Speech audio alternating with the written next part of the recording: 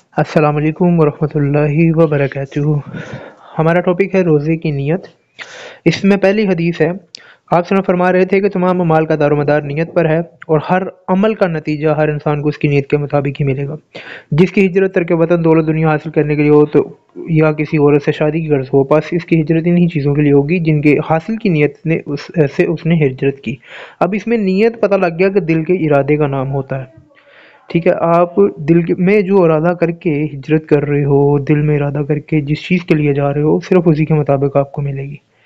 ٹھیک ہے۔ اسی طرح سے اگلی حدیث حضرت شداد بن اوس رضی اللہ عنہ بیان کرتے ہیں، رسول صلی اللہ علیہ وسلم کو فرماتے ہوئے سننا، جو شخص دکھلاوے کی خاطر نماز پڑھتا ہے تو اس نے شرک کیا،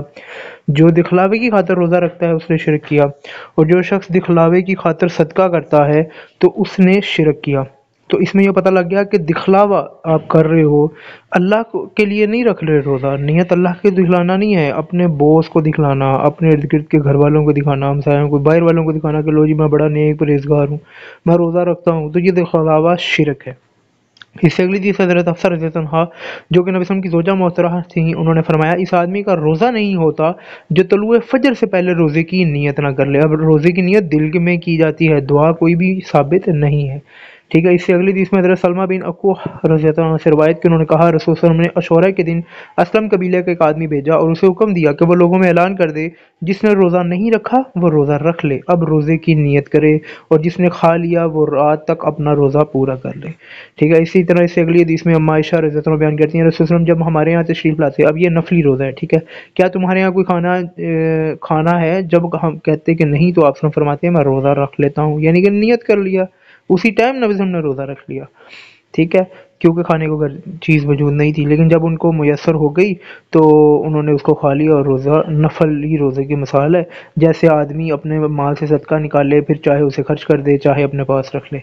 تو اس سے یہ پتہ لگا نفلی روزہ جو ہے وہ جب مرضی رکھا جا سکتا ہے۔ اسی طرح اس سے اگلی حدیث میں حضرت ابن عمر رضی اللہ عنہ روایت کرتے ہیں کہ جب کوئی شخص رات کی روزے کی نیت نہ کرے، رات کو روزے کی نیت نہ کرے تو وہ روزہ نہ رکھے۔ اب یہ پتہ لگا کہ آپ نے رات کو بھی نیت کر لینی ہے دل میں کہ میں نے صبح اٹھ کے روزہ رکھنا ہے، آپ نے فجر ٹائم آنکھ کھولے نہ کھولے، بائی چانس کبھی کبھار ہو جاتا ہے نہیں آنکھ کھل پاتی۔ اس سے اگلی حدیث سے سیدہ عائشہ رضی اللہ عنہا سے روایت کہ ایک شخص نے رسول صلی اللہ علیہ وسلم سے کہا اس حال میں کہ وہ شخص دروازے پر کھڑا ہوا تھا اور میں گھر میں اس کی آواز سن رہی تھی، کہنے لگا اللہ کے رسول بے شک میں حالت جنابت میں صبح کرتا ہوں اور میں روزے کا ارادہ بھی رکھتا ہوں، یعنی کہ نیت، تو کیا حالت جنابت میں روزے کی نیت سے اس کا آغاز درست ہے؟ تو رسول صلی اللہ علیہ وسلم نے فرمایا اور میں بھی حالت جنابت میں صبح کرتا ہوں، روزہ رکھنے کا ارادہ بھی کیا ہوتا ہے، تو چنانچہ میں غسل کر لیتا ہوں، روزہ رکھ لیتا ہوں۔ اب اس سے یہ پتہ لگا کہ جو شخص ہم میاں بیوی آپس میں ازواجی تعلقات کر لیتے ہیں، اس کے بعد اگر وہ جنبی ہوں تو وہ روزہ جو ہے وہ اس ٹائم جنہوں نے نیت یا ارادہ کیا ہوا ہے اس کے مطابق وہ اس ٹائم روزہ رکھ سکتے ہیں۔ اب اس کے علاوہ یہ جو اپنی طرف سے لوگوں نے دعا نکالی ہوئی ہے کہ آپ اس میں لکھ سکتے ہو کہ لکھا ہوا ہے کہ میں رمضان کے مہینے کے کل کے روزے کی نیت کرتا ہوں، یہ کسی بھی اوتھینٹک حدیث سے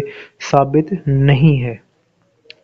اس لیے ہمیں چاہیے کہ ہم نیت صرف کیا ہے دل کے ارادے میں کریں کہ ہم نے صبح روزہ رکھنا ہے، ٹھیک ہے، یا آپ فجر سے پہلے اگر اٹھے ہیں تو آپ اسی ٹائم نیت کر سکتے ہیں کہ میں نے روزہ رکھنا ہے، تو یہ دل کا ایک ارادہ ہے، دل کی ایک نیت ہے، ٹھیک ہے، منہ سے اقرار کرنا اس میں ضروری نہیں ہے، ٹھیک ہے، جیسے کہ یہ سب سے پہلی حدیث صحیح بخاری اور مشکات میں بھی ہے، ٹھیک ہے، کہ تمام اعمال کا دار و مدار نیت پر ہے۔ اللہ پاک سے ہم دعا کرتے ہیں اللہ پاک ہمیں ہدایت دے، ہدایت کا ذریعہ بنائے، عمل کرنے کی توفیق دے۔ اللہ پاک سے ہم پناہ مانگتے ہیں تمام برائیوں سے، شیاطین سے، منافقین سے، تمام غرور و تکبر سے اور ایسی تمام چیزوں سے جو ہمیں دوزخ کی طرف لے کے جانے والی ہیں، عذاب کی طرف لے کے جانے والی ہیں۔ اللہ پاک ہمیں اپنی پناہ عطا فرمائے۔ ایسی مزید ویڈیوز حاصل کرنے کے لیے، پیغامات حاصل کرنے کے لیے ہمارا چینل سبسکرائب کریں۔ شکریہ۔ السلام علیکم ورحمۃ اللہ وبرکاتہ۔